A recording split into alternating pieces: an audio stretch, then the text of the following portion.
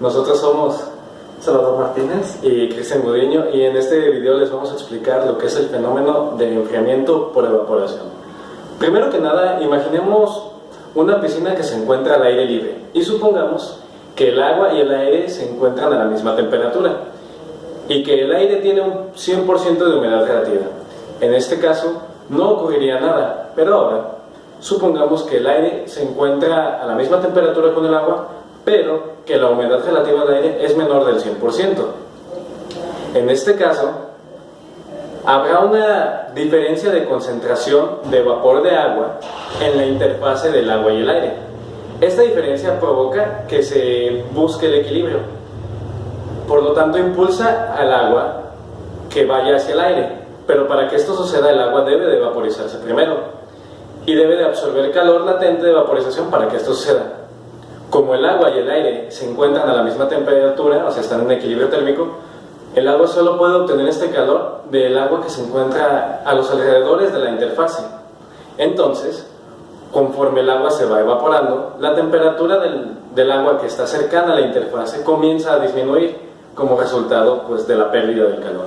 La reducción de la temperatura crea una diferencia de esta dentro del agua y del aire circundante. Esa diferencia de temperatura es la fuerza impulsora para que exista la transferencia de calor. Si la razón de evaporación es más alta que la cantidad de calor que puede ser suministrada desde las masas profundas de agua y de los alrededores, el déficit se compensa a partir del calor sensible del agua que se encuentra en la superficie. El proceso continúa hasta que el calor latente de vaporización sea igual a la transferencia de calor del agua hacia la superficie. Una vez que llegamos al estado estacionario, el balance de energía puede quedar de la siguiente manera: el calor sensible o transferido es igual al calor latente o absorbido.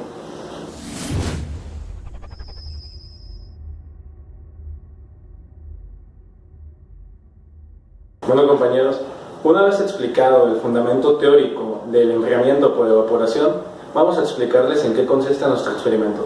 Como pueden observar, aquí tenemos dos recipientes que llenamos con agua que se encontraba a temperatura ambiente y hemos estado registrando los valores de la temperatura del agua dentro de los mismos para ver cómo va variando esta conforme pasa el tiempo. Pero se preguntarán, ¿cómo es que ocurre el fenómeno de enfriamiento por evaporación en este sistema? Bueno, como les mencionó mi compañero, aquí nosotros tenemos dos recipientes de barro que por sí solo es un material poroso, es decir, que puede permitir un flujo de agua desde el interior hacia el exterior. Bueno, cuando el agua se encuentra en la superficie, se crea una interfase de aire-agua y esta,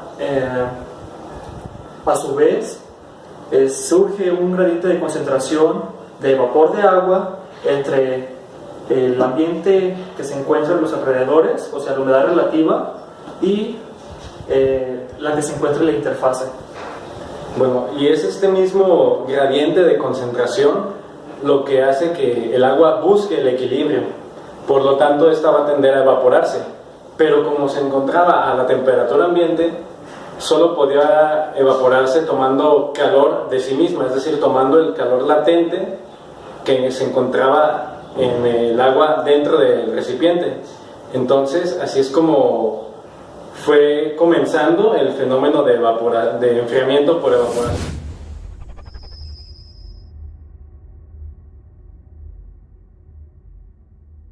Compañeros, les explicamos las partes en las que conforman este sistema y nuestro experimento. Pues primeramente tenemos los dos jarros de barro, que son la parte donde se va a llevar a cabo el enfriamiento por evaporación. Esto es un termosensor, el cual nos va a estar registrando la temperatura a la cual se encuentra el agua dentro de cada jarro. Solamente se está cambiando el sensor a cada jarro. Y de igual manera nosotros tenemos aquí un higrotermómetro, el cual nos registra la temperatura a la que se encuentra el ambiente y la humedad relativa con la que nos encontramos.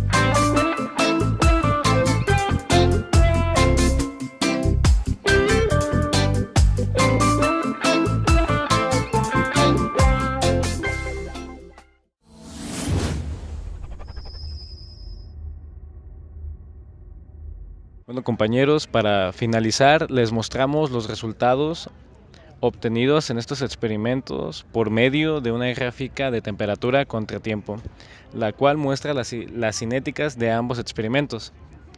La curva de velocidad más corta en este caso representa el experimento número 1, al cual se le fue colocado un ventilador en las cercanías. Esto con el propósito de que alcanzara el estado estacionario a la temperatura de bulbo húmedo en un menor tiempo.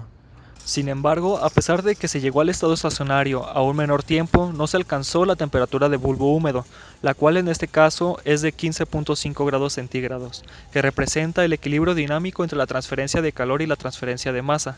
O en otras palabras, es la temperatura límite de enfriamiento que alcanza una pequeña masa de líquido en contacto con una masa mayor de aire húmedo. Con respecto al experimento 1, se hizo el análisis de regresión lineal con ayuda del software StatGraphics, obteniéndose la siguiente ecuación empírica con las siguientes condiciones.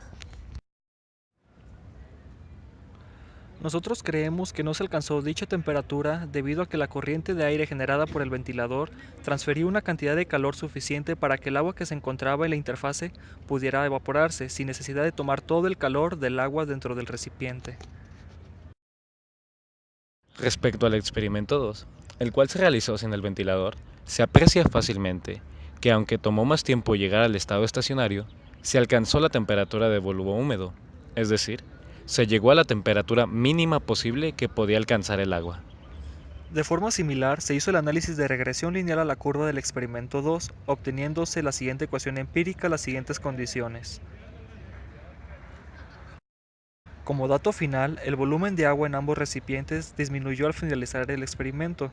En el caso del experimento 1, se perdieron 200 mililitros y en el experimento 2, 270 mililitros, esto con motivo de la evaporación del agua que llegaba a la superficie del recipiente de barro.